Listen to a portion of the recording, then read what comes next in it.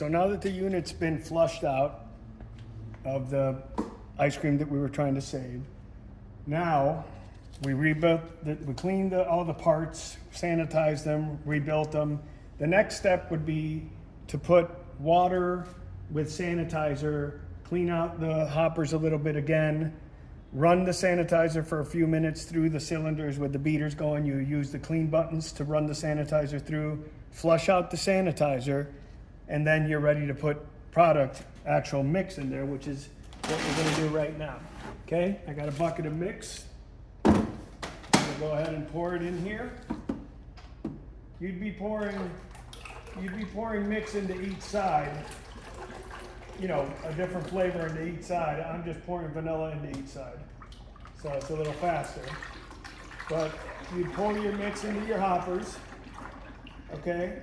And you don't have your air tubes, your feed tubes in the machine right now, okay? Basically, you pour in the mix, and you see how you hear it bubbling? Okay? This side looks like it's already gone through, or we have a constriction, but no. This side already went, put product into the cylinder. This side just stopped bubbling. So these are your feed tubes, and you've lubricated, you've cleaned the O-rings and you've lubricated the feed tubes, and you put them in with the hole on the bottom, okay? So the feed hole's on the bottom. You see that little hole?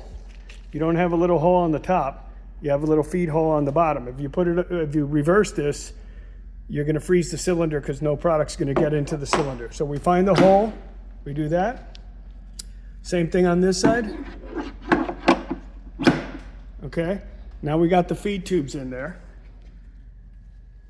And we're about to hit freeze. We turn the unit on. Okay. It'll give you some messages maybe. You just keep hitting select, and if it's beeping like crazy or it's giving you all kinds of readouts, just keep hitting select, and that should make it ready to roll, okay? And then because the product has fed through into the cylinder and there's no more bubbling and we put the feed tubes in, we're gonna go ahead and hit freeze, and you hear the compressor kick in. If you don't hear compressors kicking in when you do freeze, it might take a minute, but if you don't hear that compressor kick in loud like that, there's a problem, okay? So these machines have these C723s. This is an option when you buy the machine from Taylor new. It's a hopper agitator, but most machines don't come with them. These just happen to have them. They're an expensive add-on when you buy the machine, and people just, you just whisk it if you don't have these. You whisk it maybe every 2 or 3 hours. And now we wait about 10 minutes and we should have finished product.